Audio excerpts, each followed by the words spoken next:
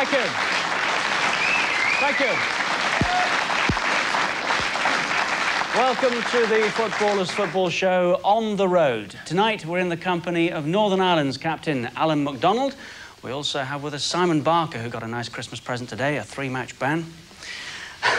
Former England goalkeeper Ray Clemence, and a man who used to manage at Queen's Park Rangers. Mind you, we could be anywhere in the country and say that.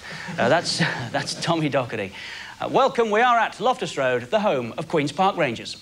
Queen's Park Rangers, who kicked off in the mid-1880s as St Jude's Institute, won election to the Football League in 1920. Of their first 40 seasons, only 4 were spent outside the 3rd Division. A turning point in Rangers' history came with the appointment of Alex Stock as manager in 1959. After 3 near misses, they stormed to the 3rd Division title in 1967, the year they completed a memorable double by beating West Bromwich Albion in the League Cup final. They were promoted to the 1st Division in 1968, but went straight back down. Dave Sexton guided them to the runners-up spot in 1976, their best finish ever. Terry Venables sparked the next wave of success, taking Rangers to their first FA Cup final in 1982. They lost to Tottenham, but a year later were back in the 1st Division. Jim Smith led the team out at Wembley in 1986 to face Oxford United in the League Cup final. They went down this time 3-0. Jerry Francis returned to Loftus Road in June 1991, shaping a team that's a pleasure to watch. They were the top team in London last season. Yesterday, our Monday Night Football cameras were at Loftus Road, but Roger Milford called the game against Chelsea off, deciding that the pitch was unplayable.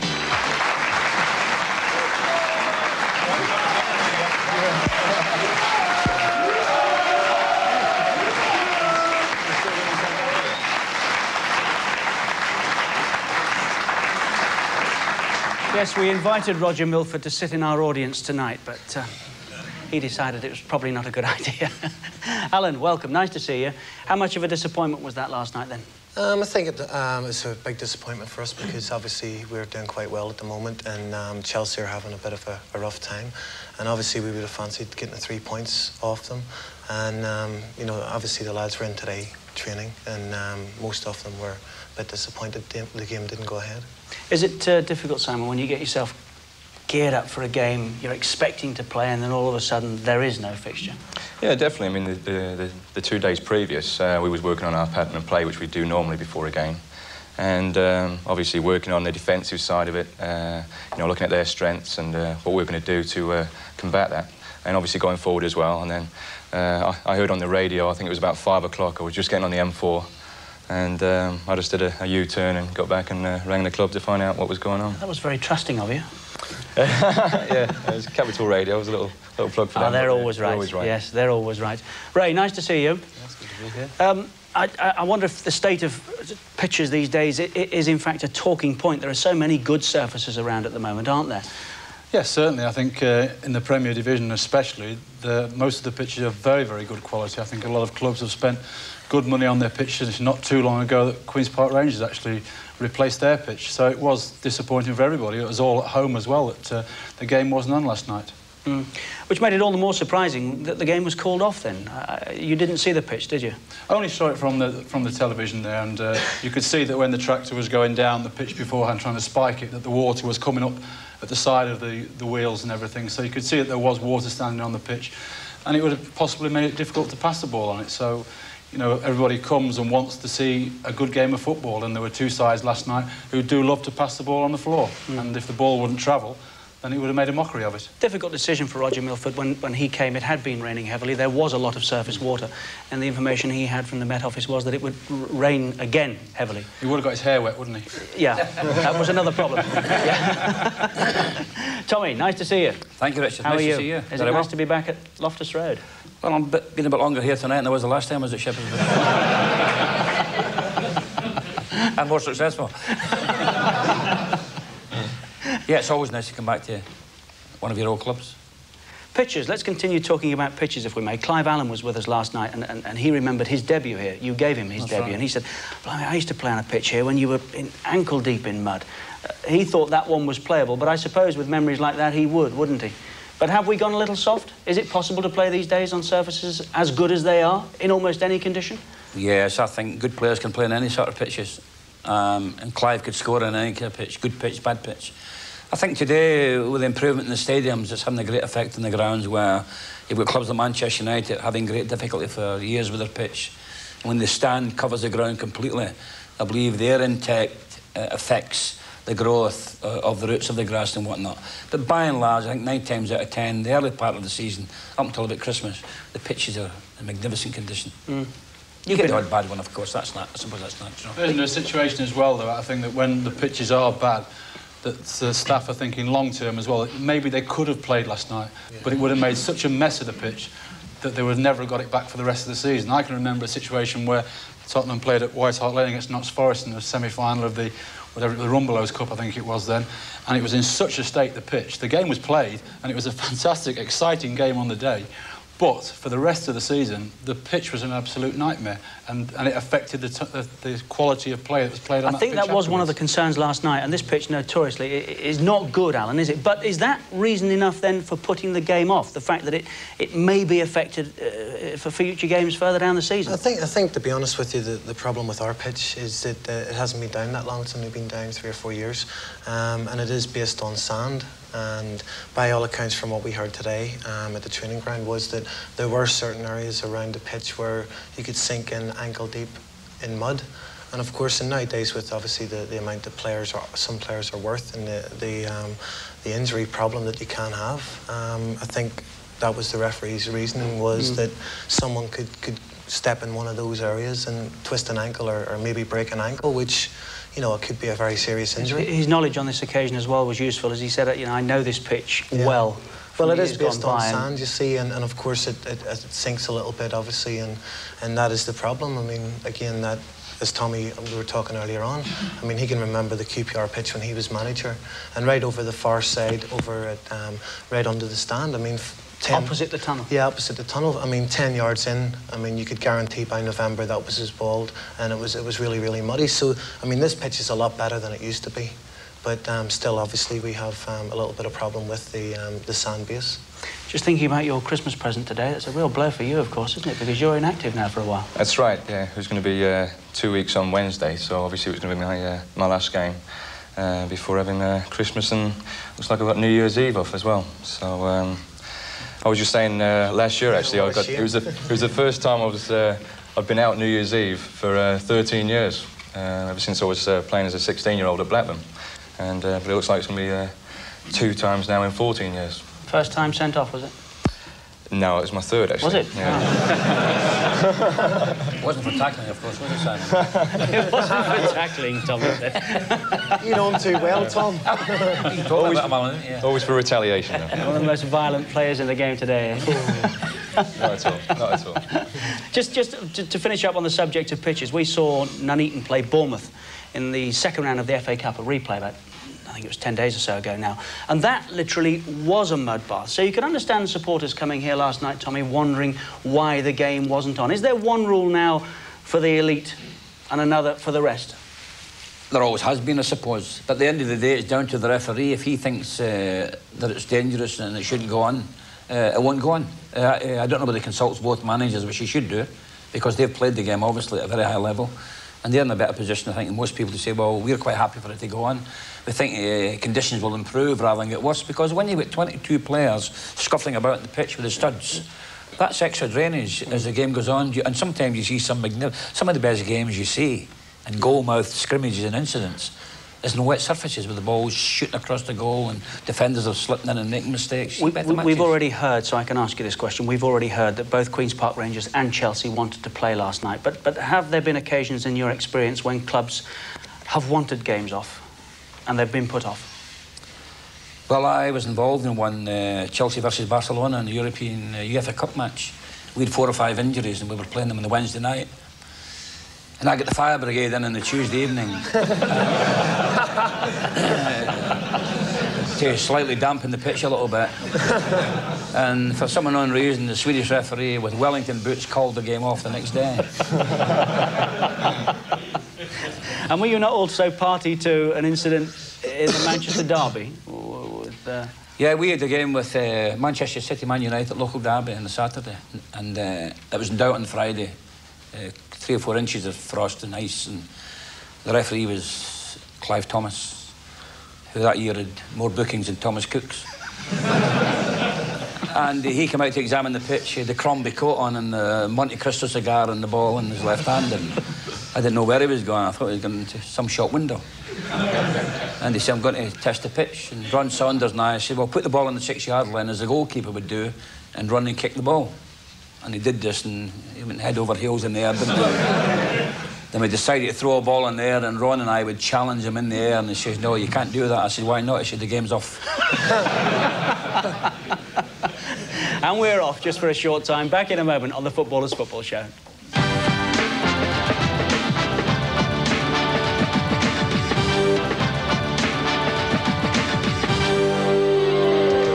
Welcome back to the Footballers Football Show from Loftus Road tonight, the home of Queen's Park Rangers, in the company of Ray Clemence and Alan McDonald. We also have with us Simon Barker and Tommy Docherty.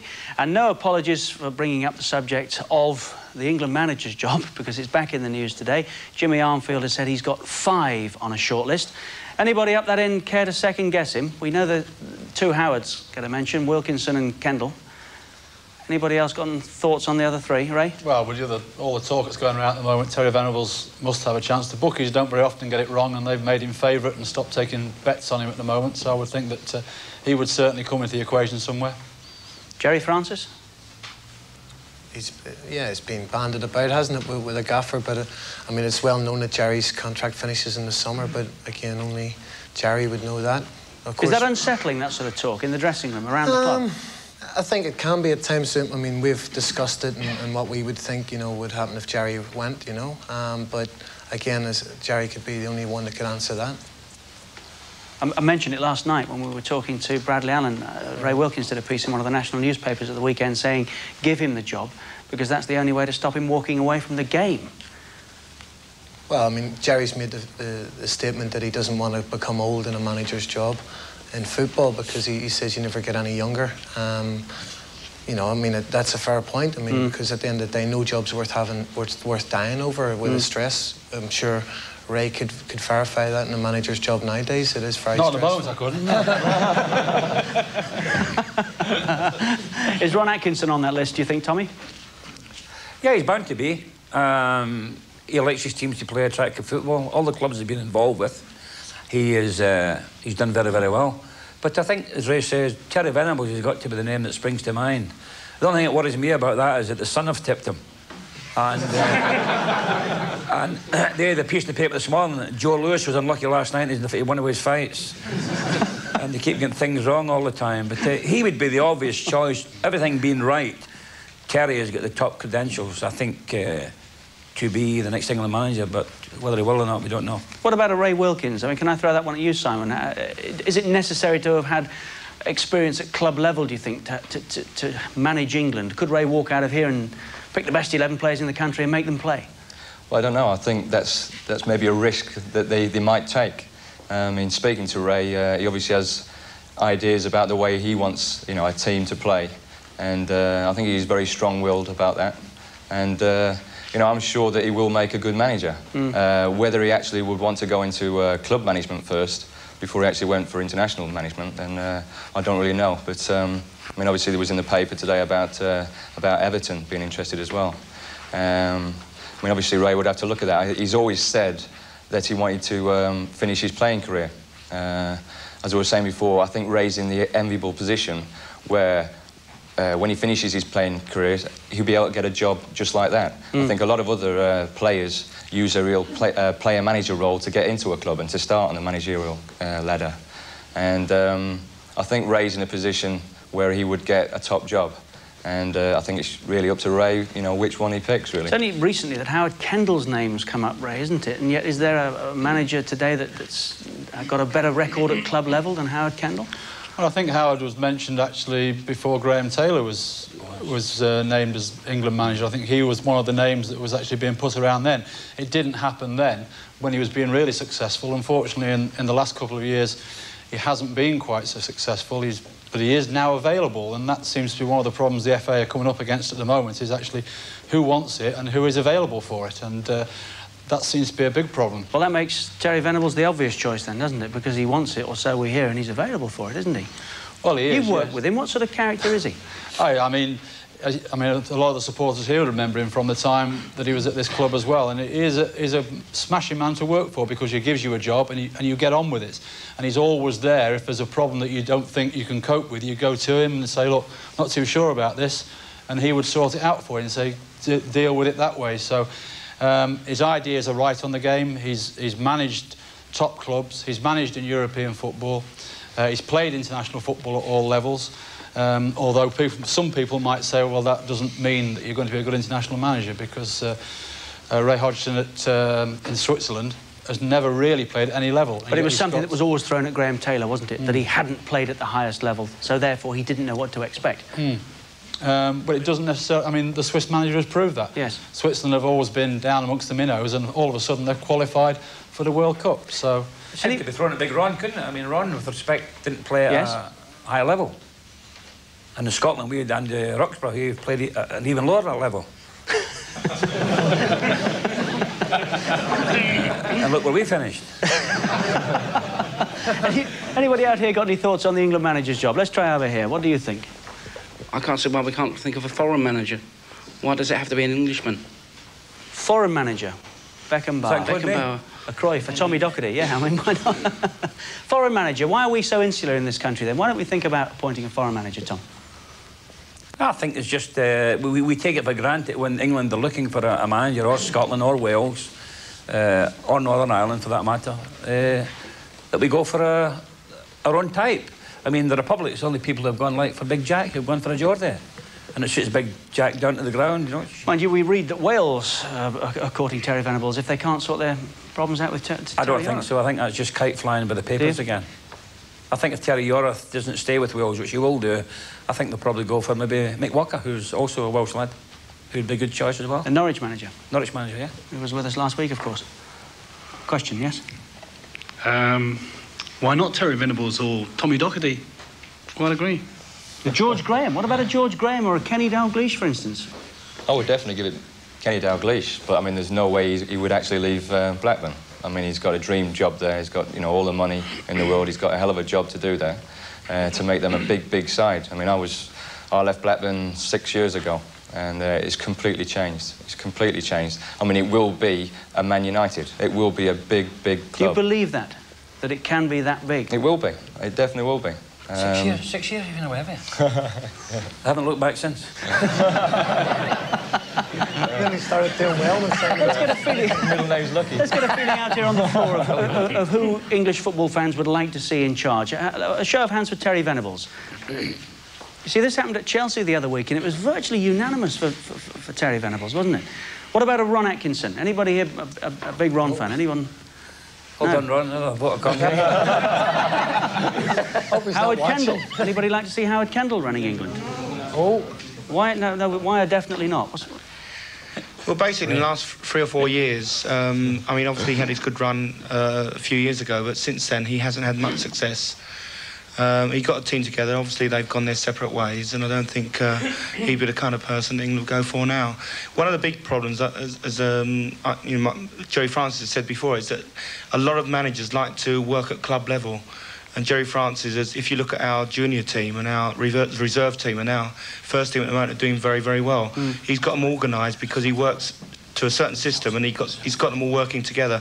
But that has taken a few years to establish. You can't do that at international level. What about a Howard Wilkinson? Anybody here a Howard Wilkinson fan? Bearing in mind the job he did at Leeds United and won the title. Looks like it's Terry Venables then, doesn't it? One of the cameramen had his hand up there for Howard.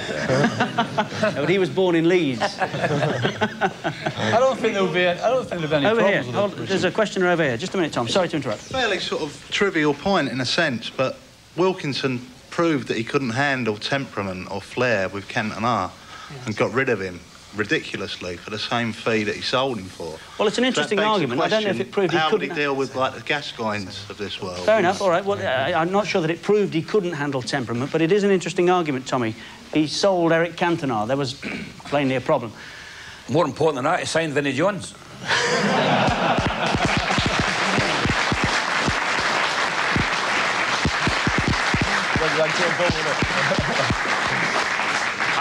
and paid $2 million for a magnificent player, David Rocastle, and doesn't play him. Now, well, I start asking myself questions then. Yes, but you know, you've been in that position whereby internal matters at a club don't filter out. We don't always know the full story, No, do but we? you never sell... You sell your good players, you never win anything. And he didn't sell Cantona, he gave him away. Which is... I mean, the bank robber's got 30 years for less. And Rocastle's a magnificent player. I have never signed a player for a lot of money and not played him. I've signed some great players and I've signed some bad players. But no one... You're right, Howard would never intentionally sign a bad player. Sometimes it turns out that way. Fair enough. You play them. Another question here. I think the thing that makes Terry Venables attractive is the fact that he's played so many different styles of football. You know, he's played long ball game, he's played in Barcelona, he's played at Tottenham, he's played different styles of football, and to me, he's a guy that's actually flexible. You know, when it comes to playing different teams, he can adapt. He certainly has got a wealth of experience, hasn't he? It would be difficult to question. Oh, without a shadow of a doubt. And what the gentleman there is saying is very, very true as well, that he's quite happy to change his tactics to play against a certain side. If he thinks that the way he played last Saturday isn't going to work against the team the following Saturday, then he'll change the tactics round, as simple as that. And I think you need to be... I think one of the things that Ron Greenwood said about international players is you need to be adaptable to play international football. And certainly in Terry Venables as a manager, he is certainly that. You know him well enough too, Tom. Is he in a way too big for the Football Association? We had Graham Kelly on the programme a couple of weeks back and he said, it doesn't matter. I mean, the best man for the job will get it. We're not frightened of anybody anymore. But is there still a little doubt in your mind that maybe Terry Venables is too big for the job? No, not at all. He's the obvious choice. I had him at 8 years at Chelsea as a player. Great player. You could see then he was going to be a top-class coach. I said the job. I meant maybe I should rephrase that. Too big for the FA to handle. No, I don't think it'll be a case of that at all. Well, we've all read about the little things at Tottenham surrounding the situation. I think, really, in my opinion, what the FA are afraid of is that what they're reading in the paper about other incidents outside of football. They should look at Terry's footballing ability as a coach now and a manager and the success that he's had and say that he is the only obvious choice, I think, for the job. And they should be big enough to say, well, look, come on, we're in a position we've got to gamble. Let's appoint Terry now. And then Terry could appoint Ray Wilkins or Brian Robson or Len Hotto to go along with him if that was his wish. Do they have to gamble, though? There's plenty of time now, isn't there? To have yes, it's a gamble. I mean, I think they've said today, haven't they, that they might not make an appointment until the summer now. Now, that, in my mind, maybe makes me think that deep down they do want Terry Venables, but they want all little things that are surrounding him at the moment to be cleared up. That's right. And if they're cleared up, go on, Terry, on you go with it. Definitely, it's definitely political. You know, he was down to football, he would get the job. Sure he was, he's the man for the job. But obviously with the investigations that are going on at the moment, you know, as Ray said, until that's cleared up, you can't really appoint him. You know, well, as I said, we asked at Chelsea, supporters there who they wanted, and it was virtually unanimous. It's happened here again tonight, hasn't it? Richard, after Tommy left Q.P.R, he came to Q.P.R, and I think he's probably one of the best coaches I've ever worked with at Q.P.R. With Tommy? I mean... He's one of the best. I mean, when Terry was here, I mean, his success, I mean, I'm sure the fans will remember that. I mean, the success we had here, I mean, he got them out of the second division, won the second division championship. We went to Wembley against Tottenham in 1982. Unluckily lost in the replay. Not unluckily. 1-0, which was a penalty. You know, in the years that Terry was here, I mean, talking from grassroots, I worked with him off the park and on the park. I thought he was absolutely fabulous and a great coach. You know, so I mean, in that respect, I mean, he's well capable of doing the job. Did I see a hand over here a moment ago? I think I did, didn't I? I'd just like to agree with the panel that Terry Venables is the only man for the job. The financial matters are purely by the by. This country's not looking for an accountant. Allegations. Allegedly, of course. Yes, yes. We're not looking for an accountant. We want someone with a good footballing brain, and he's played and managed at all levels. He's got to be the man for the job.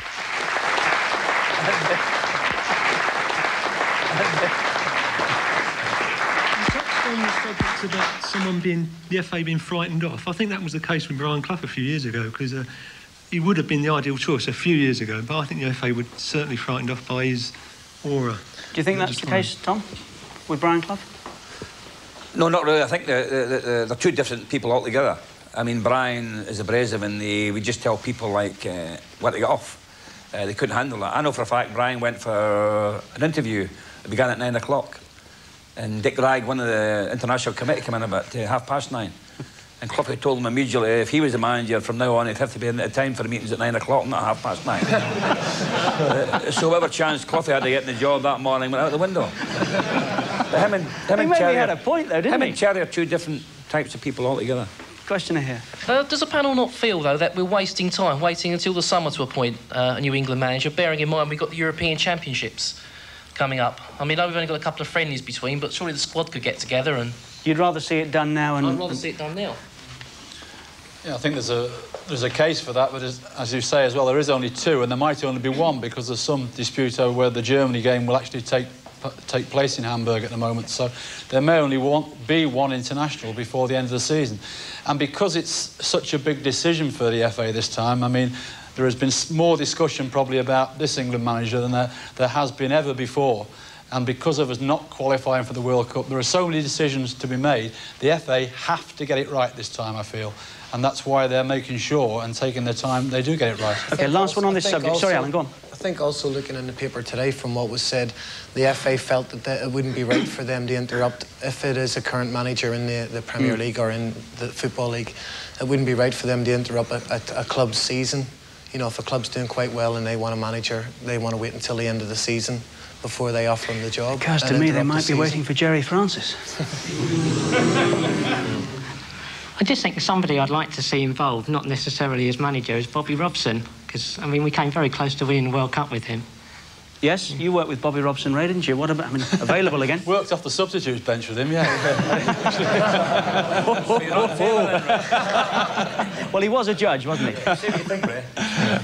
No, I think obviously Bobby Robson's got vast experience. He's done well at club level. He finished up doing very well at international level, although maybe one or two people say he might have been a little bit fortunate in the World Cup because he had to change the side because of injuries. Now, whether he would have changed the side without those injuries, I don't know. But the changes happened, and we were desperately unlucky not to finish up in the World Cup final, and that's, you know, part of that has got to be to the credit of Bobby Robson.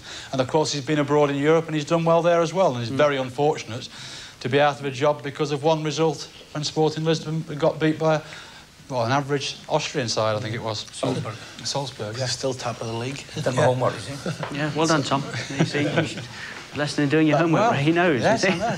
You can always pick up things from Tom. Not contagious, I hope. That's where we'll take another break. More in a moment or so on the Footballers Football Show.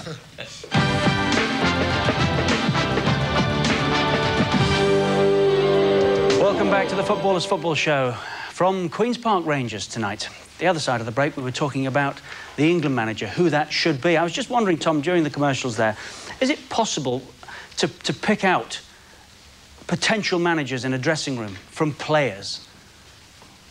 Yeah, I suppose you could, but not often that you're really right in that. I mean, I had a situation, people kept saying to me, you had George Graham as a player, you had Terry Venables as a player, and Stevie Coppell. Now, I'd have said Terry Venables was an outstanding choice to go on in the game and be a coach or a manager, not knowing how successful he'd be. But the bet money that George Graham would never have been a manager, or even Stevie Coppell, because they didn't show the inclination to go into that side of the game when they finished playing. Really? Yeah, and Louis McCarry is another one. I'd have thought Louis would have opened a betting shop. He did? He probably did, Ray. Yeah, he says he did, yeah. You know, that type of thing, and you can see lads who are really keen and interested in the game, and Terry was exceptional in it. So there are no rules, then? No. There's no rules at all to say that, you know, that this fella's going to be a manager or he's going to be a top coach. You've got a couple of weeks to think about it now, Simon. Do you fancy it when you finish playing? Is it something that interests you? Yeah, definitely. Especially as you do get on, get a bit closer to finishing the game. And yeah, I'll definitely be taking my my coaching badges. I'll be going seeing Mr. Hughes, if he's still there. But yeah, I'll definitely, you know, try for that anyway. But I think this game as well is a little bit of who you know rather than what you know. Why do you want to be a manager? Why? I mean, you read the same papers as I do. You're hearing probably more from the man himself, Jerry Francis, about how unsavoury it can be at different times, the demands it makes on your life. Why on earth do you want to be a football manager? But what do you go into? I mean, I've been in the game now 13 years. I mean, Tommy's been in the game. Better than working, no, he's right. I mean, it's the only thing that I know. You know, I like to think I know it quite well as well. So obviously it's the next step on is to become maybe a coach or a manager, hopefully, later on. You know, I would be going into business with anyone else probably about 15, 16 years behind them. You know, so and he's surrounded by good people. I'm at Q.P.R Rangers with Jerry and Butch Wilkins and people like that, and Big Alan. He's surrounded by top-class professionals who know the game, love the game, and it rubs off on you. Well, definitely, you definitely pick up from each manager you had. We had Don Howe as well before Jerry. You know, I learned a hell of a lot from Don Howe as well, and Jerry, obviously, in the way that he gets a team organised, is second to none, without a doubt. You know, he has a certain way of playing, and he wants his team to play to that pattern. It's not just getting the team organised, though, is it? It's getting the session on. It's oh, yeah, of course making sure there's someone around to repair the washing machine when that breaks down, for the lady that sorts the kit out. It's everybody's problems that you've got to handle, Alan. I think that's what we're trying. When we say the Q.P.R is a smaller club in the Premier League, what we're trying to say is we don't have the money to flash about that the likes of Blackburn and Manchester United, Liverpool, Tottenham, all these teams have to throw about. So what we say is we have to all work together a bit more to get to the top. I mean, Jerry's philosophy is right from the chairman down to the lads that sweep the terracing, is that he considers everybody to be part of the Queen's Park Rangers. And that is very, very important because, as I say, we don't have the financial resources. And, you know, it works great for us because we have a great bunch of lads and we have great staff off the park as well. And, of course, we have a very good coaching staff and a good manager. Do you fancy a crack at management yourself? I think at this moment in time, Richard, I go over every year to Belfast and do a lot of coaching over there with the IFA. They run fabulous coaching weeks with Coca-Cola. And I enjoy it doing the coaching. I mean, at this moment in time, managing doesn't really interest me because... Not really at this moment in time, because you would have to deal with players' contracts and money, and as soon as money enters into anything, I think you can start and be a bit... lose friends, or it can be a bit nasty at times.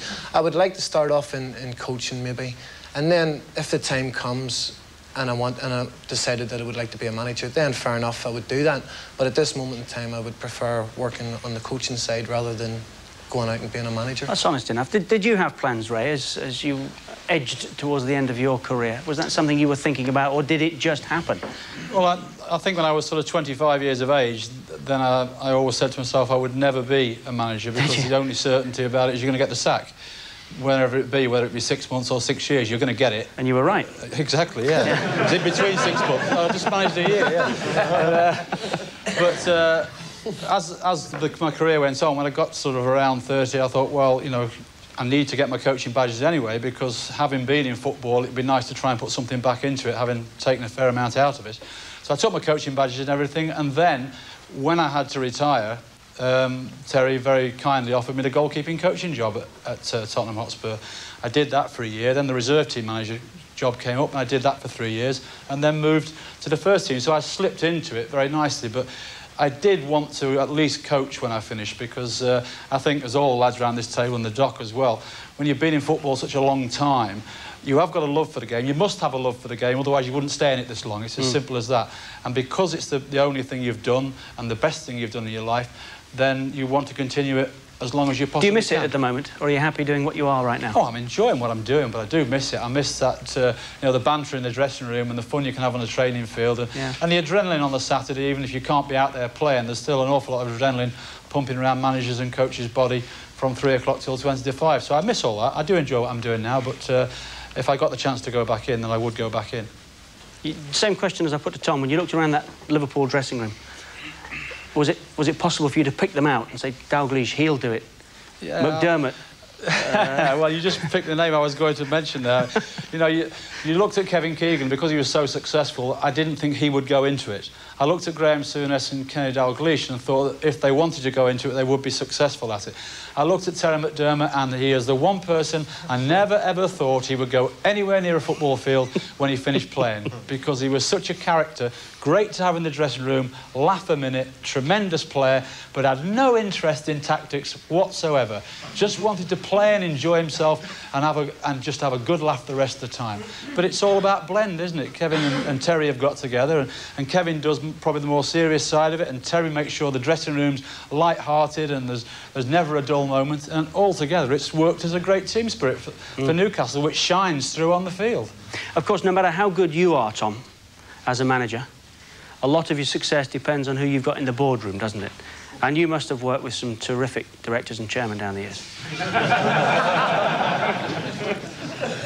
Name me a couple, Richard. Well, how about Jim Gregory? You enjoyed your time here under Jim, didn't you? Yeah, in a way. Yeah, the first time I was here it was 28 days. I wanted to buy a couple of players and I couldn't find Jim to get the money. And then I come back in, I think it was 1980. And we had a lot of good players. Tremendous scout we had here, a lad called Derek Healy, who brought some great kids here. Brought Alan over when we signed Alan. And it was going well. The opening of the season, we played Burnley, 7-0 at the Bush here. Great win. My contract had expired. As you know, it doesn't happen to me all that often.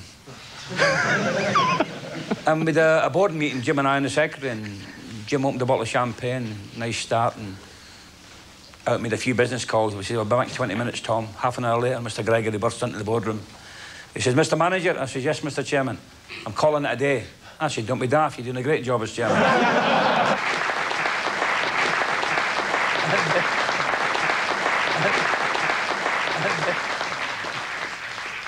He says, "You're sacked," and I was out the door.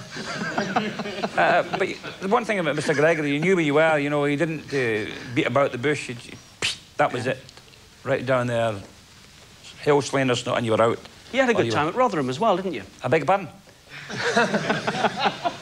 Yeah, I made a few mistakes there. I promised the old chairman I'd take them out of the second division. I took them into the third. But, and you learn everything. I mean, great little club. What I missed was going from Stamford Bridge, 62,000 people every week, and going to Rotherham, 2,500, 3,000 people. Mm. And he didn't used to celebrate your goals there, that chairman, either, did he? Oh, the chairman. I put them on a bonus. They run 25 quid a week and they run 25 quid a win. And every time we crossed the halfway line, the chairman was shouting offside. He could see 11, 25 quids going down the drain line. You know? But it really is, to be serious again for a moment, it really is an important part of it's an important part of the formula, isn't it, to make sure you've got somebody in the boardroom that you can get on with. Yeah, you've got, see, people say to me, "What makes a good manager?" I say, good players. And yet, a good chairman's a big asset, and luck plays a big part as well, and you've got to have a sense of humour. You've got to have those qualities. Great players, luck, sense of humour, and a good chairman. If you've got those, you're home and dry, and a good support and understanding support. Mm. Does it put you off, Simon? He's not asking for much there, is he? No. OK, that's where we'll take another break. We'll be back here at Loftus Road, talking again very shortly.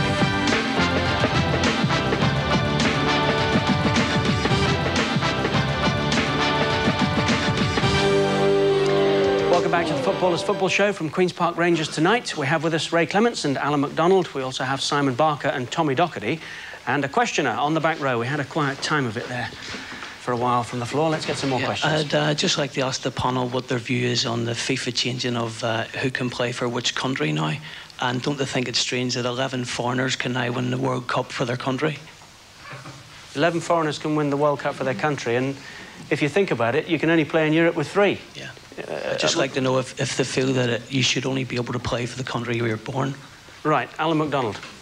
Thanks very much. You got your head down. Yeah, thanks. I was hoping that one would go to Tom. I saw you looking down, yeah. It's very difficult, I think. I mean, obviously, I wouldn't want to play for any other country than Northern Ireland. Right. That's where I'm born. I'm very proud of being born there. It's a good point, though, isn't it? It's a very good point, because it is actually difficult, I'm sure, for people who can choose between different countries. You know, we've had a few over the last couple of years, and I'm sure, you know, if you're born in England and yet your parents are Irish or It's not just Welsh that you've been born in one country now, though, Alan, is it? You could have played for a country, as John Fashanu has, twice, friendly internationals, so they apparently don't count anymore. Right. And if you qualify to play elsewhere, that's fine. You can go away and do it. It is extraordinary, isn't it? Tom? Yeah, I've never agreed with that rule at all. I agree with Alan. As a Scot, you want to play for Scotland, England for England, Wales. and I think the roles should be that way. I mean, you've got a fellow who played for Everton, Pat van den Houw. How can you play for Wales, a name like that? And it's crazy. Somebody that, I mean, you've got the boys' team now maybe going to represent, born in South Africa, and can represent the Republic of Ireland. Because if you accept that argument, that's bad enough. OK, but the point here, Tom, is that the players now kind of represented a country at international level, and yet still go and play for somebody else. So if you think about it, to its natural conclusion, it might be possible for a team to win the World Cup with 11 foreigners, and yet you can't play in Europe with more than 3 in your squad. No, for me, it's a crazy situation. You know, what you're saying there is true, is saying that friendly games count for nothing. Well, try telling Peter Shilton and the late, great Bobby Moore, all those caps that they won, the majority of those were friendly games. And you're trying to tell me they didn't count for anything? They are important. You put on that jersey, whether it be red, green, white, yellow, black, whatever it is, you put it on, and that is the most important thing to you, and you should play for that country. Never mind, just to try and get cheap international caps somewhere else. Forget it.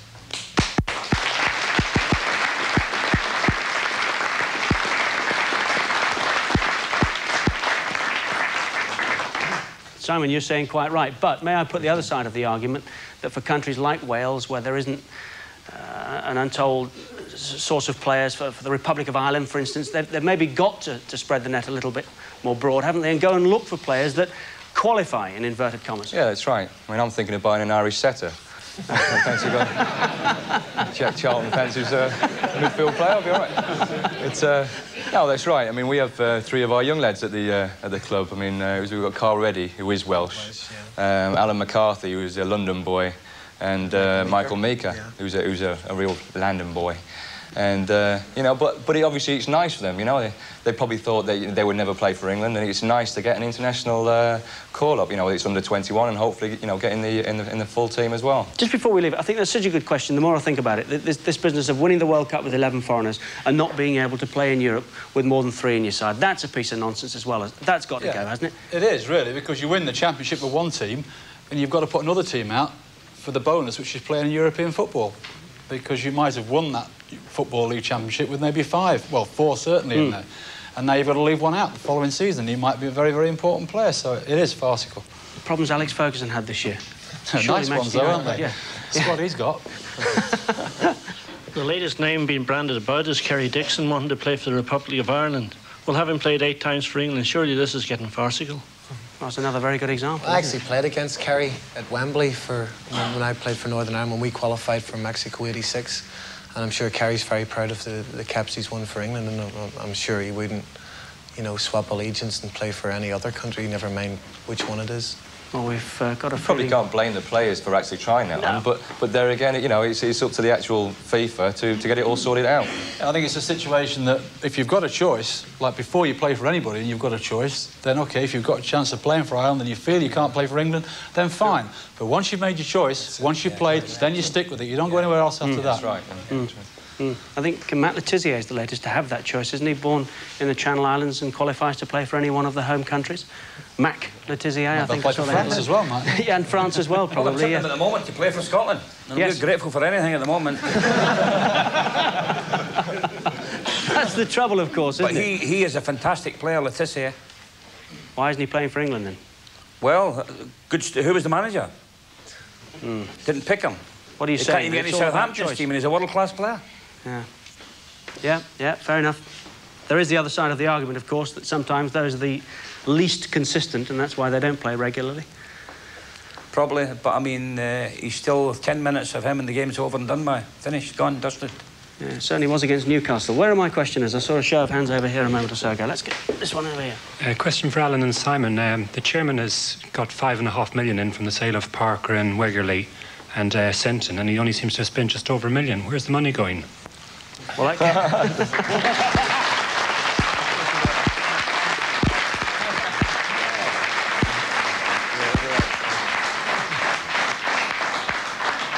that's very much a Queen's Park Rangers question. We haven't taken many tonight on Rangers, so I think we should. You're not suggesting that Alan and Simon have got it, are you? This comes back to what you were saying about Rangers being a small club, doesn't it? It's a selling club, basically. You're glad that question's asked. You said we were enjoying ourselves too much, didn't you? Yes. I mean, obviously, that's a different side of the club that I don't see or Simon doesn't see. I mean, we don't have it all in our contracts. Otherwise, you know, we'd be smiling even bigger. But it's a survival exercise. Of course like it is. So many more clubs. Rangers are not alone in that, are they? Unfortunately, nowadays in today's recession and that things, you know, clubs have to be, you know, profitable to a certain extent. The big thing at the moment is there's a couple of stories knocking about with Les Ferdinand going to Italy for $5 million. I mean, to be honest with you, if any person offered $5 million for one single player, a club's got to be crazy not to take it, because obviously that does keep the club going for a few years. You've managed at the top and somewhere near the bottom, Tommy. I mean, you've had problems with both extremes as a result. You're realistic enough to know that if a player goes out for big money, a manager doesn't get all that back to spend, does he? Sometimes it's none of it back. But you see, managing a football club, success can be balanced in the books. You know, a club like Man United lose money through the turnstiles. When they make a profit, it's by all the sponsorship that comes into the big club like Manchester United and being a successful club. But every other club in the Football League, including Man United, actually through the turnstiles itself are out of pocket. Now, when they sell, Q.P.R Rangers sell a player, say, for 2 or 3 million, or a couple of players for that, that subsidises the club for the salaries for the rest of the players and bonuses and alterations to the ground and various facilities all around the ground. It's not easy for the supporters to accept that, but that is a fact of life. Balancing the books is a major job to do. This year, I mean, alone, I mean, we've sold Andy Sinton to Sheffield Wednesday for 2-point-something million. I mean, and Jerry got $1.5 million to go out and spend. He bought Steve Yates from Bristol Rovers and he brought Trevor Sinclair, both for $750,000, and Trevor from Blackpool. So, I mean, there was some money to go. Trevor has been, I'm sure the fans will agree, Trevor's had a great time since he's been here. He's been a good buy. And Stevie Yates, when he's had to come in, he's come in and done well. So, in that respect, I mean, those two buys, replacing Andy for that money, I mean, it has been very good. Just before we leave it, Tom, I mean, you've bought and sold a few in your time. Would you like to be wheeling and dealing in today's market where players on average are going for about £1 million? No, I wouldn't. Even bad players are going today for £1 million. I don't think I could handle it today with all the agents, all the massive fees. Then, with respect and good luck to the players, the vast salaries that are going about today. I mean, some players getting what, £10,000 a week. You know. But you don't begrudge the players that much. Not at all. Good luck to them. It's a short career. As long as you do the business. But you wouldn't like to be involved today, having to negotiate the sort of figures that we're talking about. But Alan made a very good point earlier about being a manager and a coach and just falling out with players, paying their salaries. I mean, that's a point whether you have a director of a football club, a financial director, he knows the financial structure of the club. You just say as the coach or the manager, I want that player, please go and get him, and he handles the contract, the financial director. Questioner in here. Yeah, I'd just like to know how a club like Q.P.R is supposed to compete with other teams when all we seem to do is sell our best players. Well, that's very difficult, isn't it?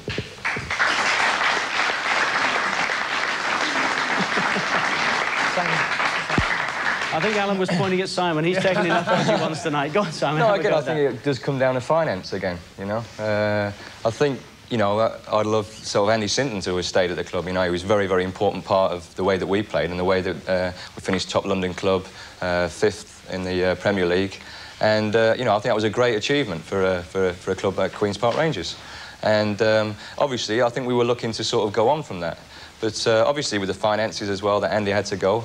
But Trevor's come in, done very well, and he's just fitted into the pattern of play that we play. And at the moment, if we'd have won on Monday, we would have been 5th again. And it really underlines what a good job Jerry Francis is doing here, doesn't it? Also, Richard, we have to rely a lot on players coming through the ranks. You know, as what we're saying is we can't afford to go and spend £2 million for a player. So you're trying to develop your homegrown talent, yes. and we have got a few good young players coming up. I mean, young Kevin Gallen springs to mind, you know, straight away, you know, because he scored, I think it was, what, 60 goals last year or something.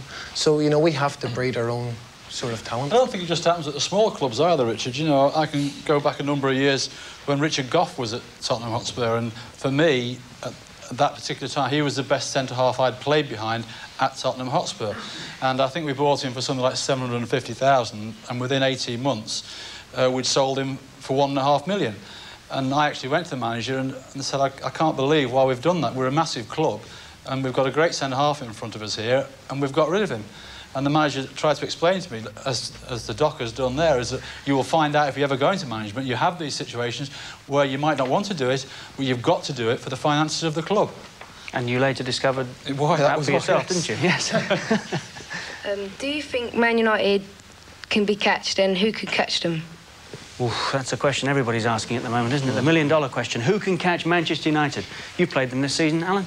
Yeah, I think we were very unlucky. First half at Old Trafford, there was only one team in at us. They came out at half-time, and they seem to have this terrible knack of being able to turn the cooker up a little bit, just step up a little gear, and they beat us. It was only 10 minutes, and they scored 2 goals, and then we came back the last 15 minutes and we could have had a draw. And then they go out in the Manchester derby. I mean, at half-time, Manchester City are 2-0 up, coasting. And all of a sudden, they come out second half and they just turn on. I mean, they were awesome the second half. I mean, there are teams there that's going to catch them. I mean, I firmly believe that. What about your old club, Blackburn, well, Simon? Of course, we've got that live on Super Sunday this weekend, Manchester United and Blackburn Rovers. The spotlight isn't on Blackburn right now, is it? Are they quietly putting a little job together behind I definitely feel that Blackburn will be the chasers. Obviously, there's Leeds United as well. But I think Kenny Dalglish is getting a good side together there. We played them about a month ago. It was a very good game. We won 1-0. Les Ferdinand scored about 8 minutes to go. But it could have gone either way, and they looked a good outfit. And I think they'll give them a good run for their money. But at the moment, you know, we've given them a hell of a lead. 13 points is a hell of a long way to pull back. Do you ever remember being that far ahead at Liverpool, Ray? 13 points? Never. I can never remember winning the title before April time, something like that. And even, you know, in Liverpool's great days in the 70s when I was there, and in the 80s, you know, when Kenny was manager, I don't think they ever came to a situation where they won it before April. So it is an incredible lead, and I have to be honest to say, I cannot see anybody catching. I think anybody else in the league has got a chance of finishing second.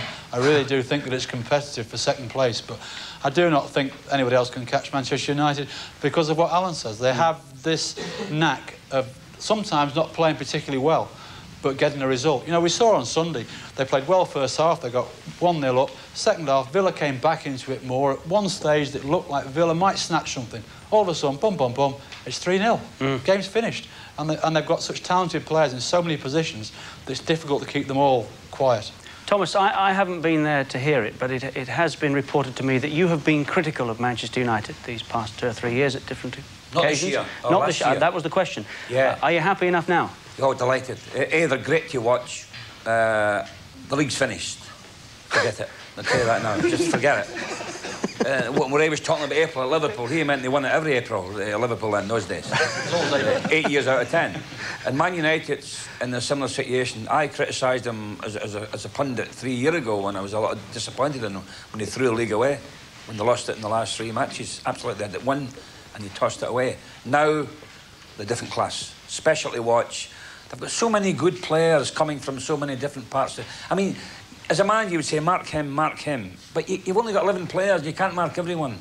Cantona, Giggs, Sharp, Ince, people like that. Cantona was saying at the weekend, this current team's better than the one that won the title. Do you think they've matured in every respect, that they are big enough now to take criticism that maybe they couldn't 2 or 3 years ago?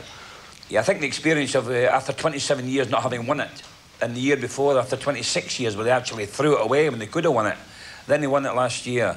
And I think I'm glad we're not in Leeds, because up there, of course, they'll argue that they won it and on merit. And I think they've got an argument that if you win it, you deserve full marks, but I mean, I think a little bit different. But nonetheless, full marks to Leeds, they won it, and good luck to them. Then United won it, 27 years. And I think that lifted a big burden off their shoulders. They're a better team now because they've got that experience, they've got a larger squad. Cantona knows more about them, they know more about Cantona. And they've got such a massive squad, and they're great to watch, they're entertaining, 45,000 every home match. The league's finished. Yes, you don't mind them getting that far ahead, because they are good value, aren't they? Yeah. Going back to Q.P.R, why don't we just keep our best players, which would mean we'll get more success, like winning league cups, even Europe, which would bring money into the club anyway? Yeah, it's an argument you can understand from the floor and from a fan's point of view. You can never guarantee anything, though. But you can never guarantee you're going to have success. You know, we could keep all our players and we could break the bank, but at the end of the day, you've got to have a Queen's Park Rangers football club. Right. Rangers finished 5th in the league last year. They received 650,000 from Sky. They could have had Trevor Sinclair for nothing, kept sitting. They could have been a lot higher up in the league. What do you think of that? Well, it's possible, but it's ifs and buts, isn't it? And maybe. Well, I mean, unfortunately, players have to renew contracts every year. I mean, Ray Wilkins was on a contract, and I think most of that went to his. but no, obviously there's contracts. I mean, we don't see too much of it because we're like That's the fans. I mean, we would like to see. I understand the frustration on the floor, but it's difficult putting those questions to Alan and Simon. I think they've dealt with them as best we can. It was interesting listening to Simon saying about going for his badge when he finishes. Given that Graham Kelly has publicly supported the job that Charles Hughes is doing, do you think it really matters who they give the England job to, given the structure of the game as it is in this country? And do you think the FA have the courage to make the steps necessary to bring our game in line with the rest of the world? Well, we won't give that to Simon because I think that's a little unfair. I think Tom could better handle that one. I don't know about that, Richard, at all. I mean, we all talk about coaching badges and whatnot.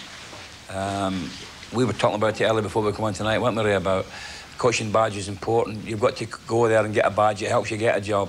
But then you look at Bob Paisley and Brian Clough, who never had the coaching badge in their life, Kenny Dalglish. And there's a perfect example of people. Kevin Keegan. Jerry Francis, if you like, outstanding coaches and managers.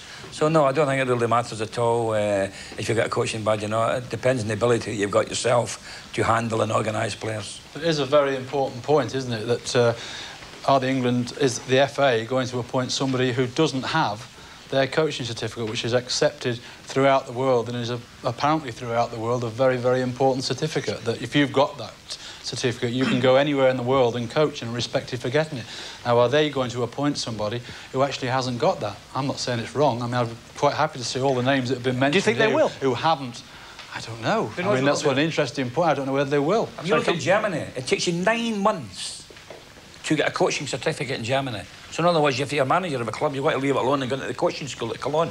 You serve 9 months on the coaching staff at the top coaching school there. You get your badge. You can't get a job in Germany without a coaching certificate. Is that a good system? Well, I don't really know. Very good for the Germans. Well, yeah, but that would bar then the likes of the Paisleys and the Cloughs and the Dalglishes and the Francises, wouldn't it, from working in this country, if that were the case? So therefore, we forget about coaching certificates altogether. The FA going to do that? Fair enough, all right. It's open for continued debate, I'm sure, over the next week or month or two. That's why we'll take another break. When we come back, we'll be announcing the winners of our Christmas competition.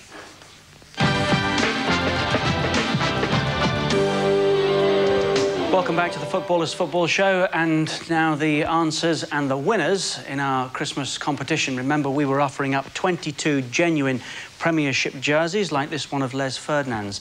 The question we asked was, who scored the most goals in last season's FA Premier League? A, Eric Cantona, B, Teddy Sheringham, or C, Mick Quinn? Ray Clemence knows the answer, of course. It was Teddy Sheringham. We had literally thousands of callers. Thank you very much for your interest. And you'll want to know who's won.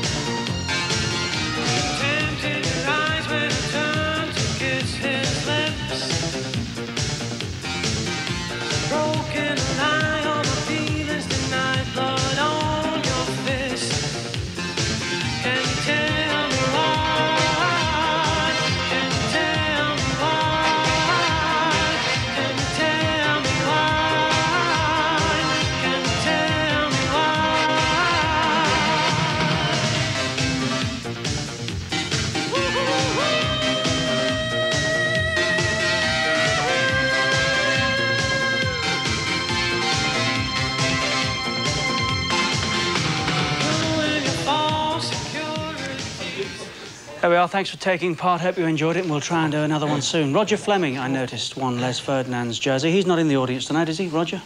Not amongst us, no. OK, we'll get that off to him as soon as we can. Ray, you brought this into my mind. You were talking about the game at Old Trafford at the weekend. It was 1-0 with 88 minutes and 50 seconds played, because I was watching our clock, then turned my back on the match, and got back into position to say, there we are, let's have a look back on that 1-0. And all of a sudden, it's 3-1. Now, that's not unique this season. Why is it, do you think, that so many teams are scoring goals so late on in games? Well, it may well be that this new back pass rule, although I'm not particularly in favour of it, it may well be that the ball is actually in play more than it's ever been. So therefore players may be, towards the end of the game, are just getting that little bit more physically and mentally tired. I think certainly at the weekend it was a situation where Aston Villa pushed right on to try and get that equalising goal and left themselves open to the counter-attack. And again, that might be a situation with 3 points for a win. A lot of sides are saying now, well, a draw's no good to us. We really need, you know, you're better winning a game rather than drawing 2. You're better winning 1 and losing 1. So I think the combination of maybe 3 points for a win, and also the ball is possibly, and I know the statisticians would be able to tell us that. We are actually following those statistics, aren't we? It's on average, I think, 24, 25 minutes per half that the ball is actually in play. It's a long time that goes missing, isn't it? Yeah, but is that more now than it was? That's obviously a great comparison we can't make. With Ray talking about the back pass law, I mean, Liverpool were notorious for it. If they went 1-0 up, they would kill the game. No. They would kill the game.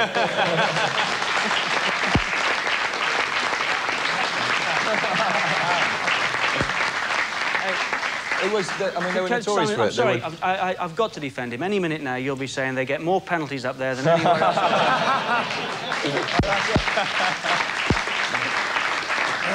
Only at one end. Right out of order, isn't it, Ray? Only at one end. Yeah, only at one end, that's right, yeah. But with this back pass rule, you know, you knock the ball back to the keeper, where in Ray's day you picked it up, rolled it back out to Alan Hansen, and he would have it back, and they would kill the game. Where now the ball would stay in play. You're enjoying it? That's when he used to catch it. It's only 5 years ago I practiced that. Not 15. He's got a point, hasn't he? Yes, he has, but I only picked it up because we're being constructive from the back. We want to build out from the back, not lump it up the field. Anybody got a theory on the late goals? Tom, have you? The referee's watch you stopped. Yeah? I would think Ray's right. A little bit of casualness, a little bit of tiredness. Late on in the game, maybe well in front, and you just sort of let it go and bang, another goal gets scored. We saw Ian Wright score against Sheffield Wednesday, didn't we? 91 minutes played, 0-0. Wright scores. That's 3 points. Have you been a victim anywhere this year, Alan, or profited? Well, I mean, Simon brought a point up there. We scored in the last few minutes against Blackburn. I mean, and I can certainly say that was a great game. I mean, the fans who were there, it was end to end. It could have been 2-0 to Blackburn or 2-0 to us. It was a 90-mile-an-hour game. Tottenham here as well, wasn't it? Yeah, and Tottenham was the exact same. I mean, I can certainly notice a difference over the last couple of years. Is it something that managers are asking for? Is it possible that the fear is going out of the game? That I think it's just go and play and enjoy it for 90 minutes? This back pass rule, I mean, it certainly has speeded the game up a lot. I noticed a big difference the last couple of seasons compared to seasons before. Whether that's a factor or not, I don't know. Right. OK, let's get back amongst the audience. I noticed some hands raised over this. Oh, there we are. Let's go and get this one. Yeah, I'd like to know what the panel think about reducing the league to 18 instead of 22. Oh, it's an old nugget, isn't it? That keeps coming up. But they keep on about how many games we play. But Ireland qualified and we didn't, and they play exactly the same number. Their players play exactly the same number as us. That's a fair point. So why do we need to reduce it down to 18 teams? Well, I think you need to reduce it down because you'll have longer to actually work with the players on the techniques, is where everybody says we fall down. We don't have the techniques of the top international sides. Ireland qualified by playing a certain type of football, which is not the sort of football which is appreciated by English supporters. So our techniques certainly have to be improved, and the only way you can improve them is by practising them. And if you don't have the time to do that, then how can you improve?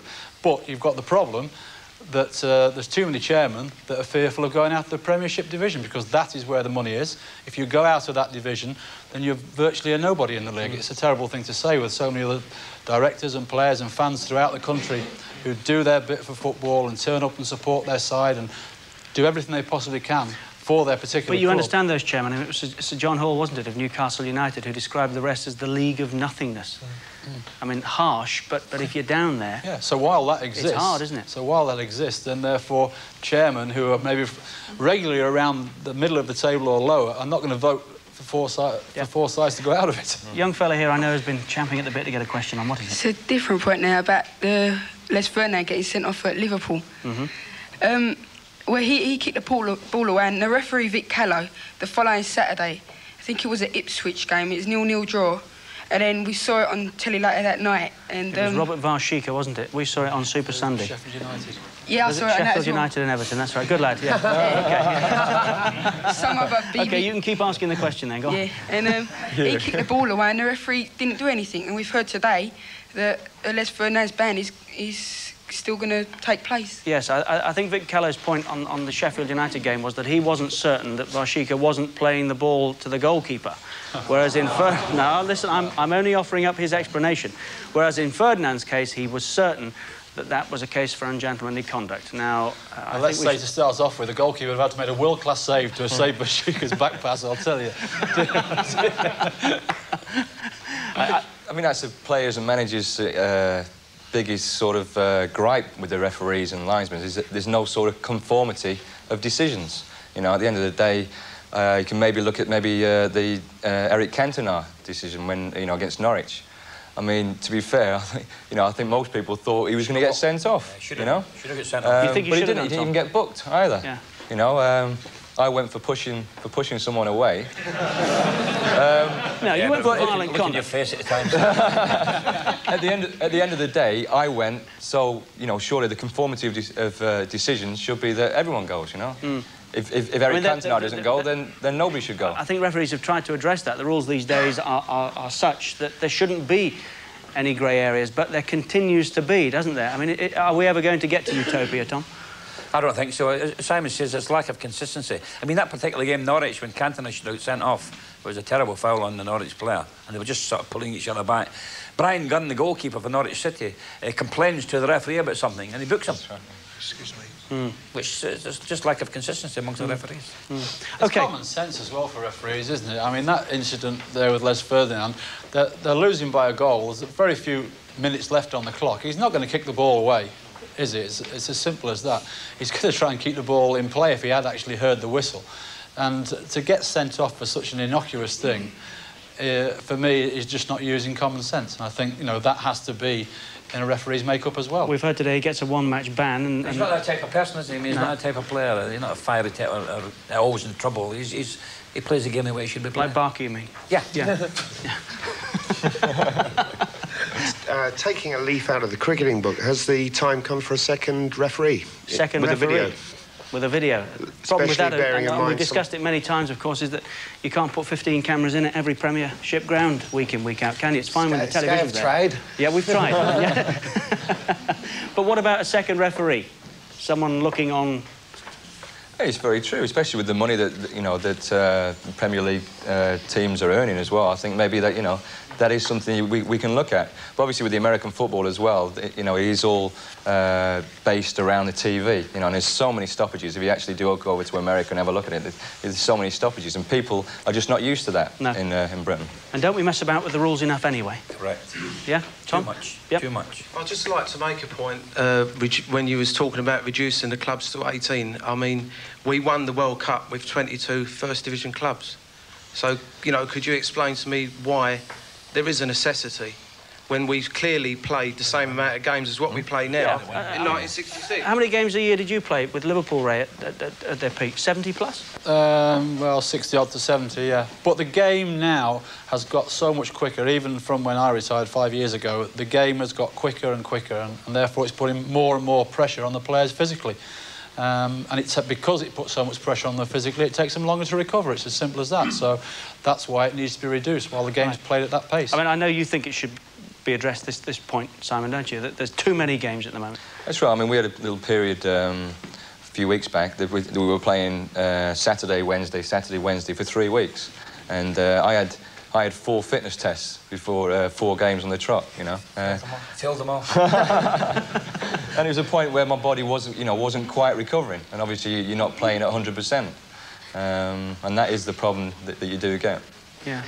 But then the clubs contradict themselves, because when they get a few free dates, they're away to South Africa somewhere playing friendly matches. Yes, that's right. And I think also, Richard, what was funny was before we started, Q.P.R. started that period, what Simon was talking about, we had 2 spare weeks.